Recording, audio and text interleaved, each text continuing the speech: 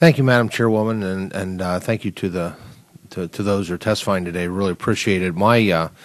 As I travel throughout my district, which is the Pennsylvania 5th, it's larger than 8 states, so it meets, I think, a fair amount of those definitions of remote or underserved or unserved in terms of broadband technology.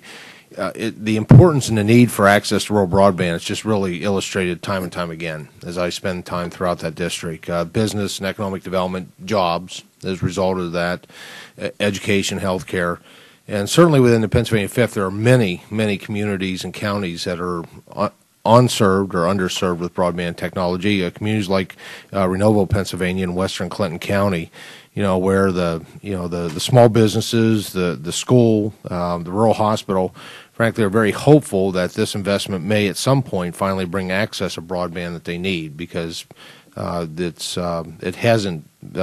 broadband has not been accessible by conventional means for that area.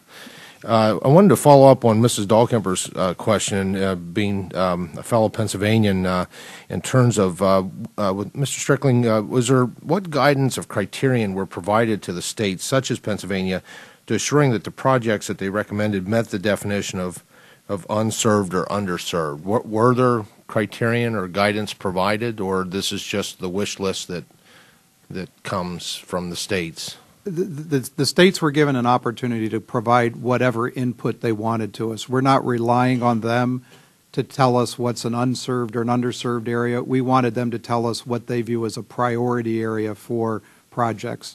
We will be making priority based on. It could be largely based on the absence of the service being in the community today, but we will make the judgment whether any particular application satisfies our test for unserved or underserved. We absolutely invited states to provide data that they might have to help us answer that question, but they won't make that decision. We will. Okay, thank you. Can you understand there are about 2,200 applications? Can you explain the process for reviewing those applications seeking federal funds and your use of volunteers to help in the process? Sure.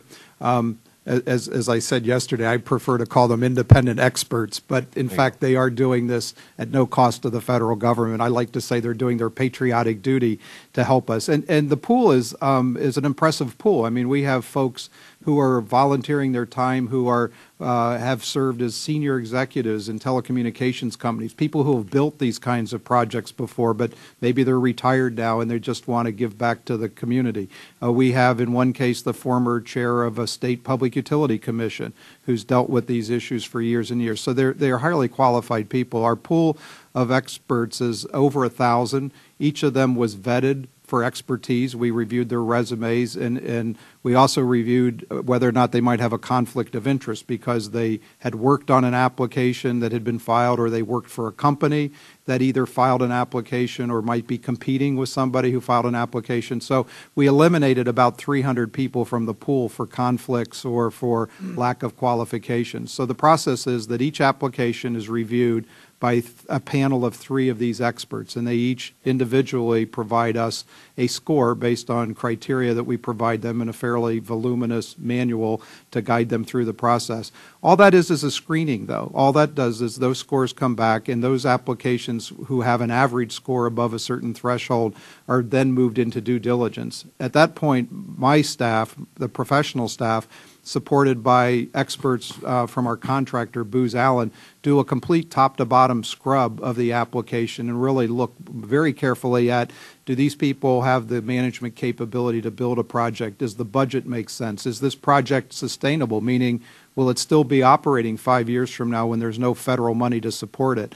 Are the benefits that are claimed really real benefits that we can expect? So we do all that evaluation ourselves on the top applications, and then we will select from that pool based on the review we do. So the first part of this is really just an initial screen to find the best applications in the pool.